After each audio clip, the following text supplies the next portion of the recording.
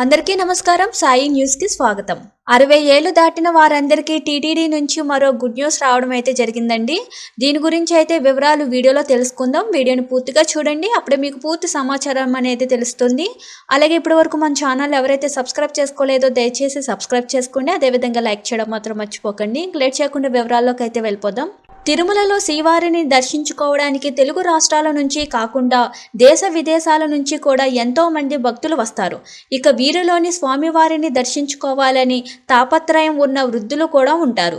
అయితే అటువంటి వృద్ధులు స్వామివారిని ఈజీగా దర్శించుకునేలా టీటీడీ వారికి శుభవార్త చెప్పింది. సీనియర్ సిటిజన్లకు స్వామి దర్శనం ఉచితంగా అందించడం కోసం 2 స్లాట్లను కేటాయించింది టీటీడీ. దీంతో సీనియర్ సిటిజన్లు ఈజీగా స్వామివారిని దర్శించుకోవచ్చని పేర్కొంది. ఉదయం 10 గంటలకు, మధ్యాహ్నం 3 గంటలకు 2 స్లాట్లను కేటాయించిన టీటీడీ వృద్ధులకు స్వామివారిని ఉచిత దర్శనం శీఘ్రంగా జరగడం కోసం తగిన చర్యలు చేపడుతున్నట్లు పేర్కొంది. అయితే దీనికోసం ఫోటో ఐడితో పాటు వయసును నిర్ధారించే రుజువులు కూడా సమర్పిస్తే వారికి దర్శనం సులభంగా అవుతుంది. తమ అన్ని వివరాలతో S1 కౌంటర్ వద్దకు వెళ్లి నివేదిస్తే సరిపోతుంది. వంతెన దిగువన ఉన్న గ్యాలరీ నుంచి ఆలయం కుడిగోడ వద్ద రహదారిని దాటితే చాలు. అక్కడ వృద్ధుల దర్శనం కోసం వేచి చూసే సౌకర్యాలు కల్పించారు.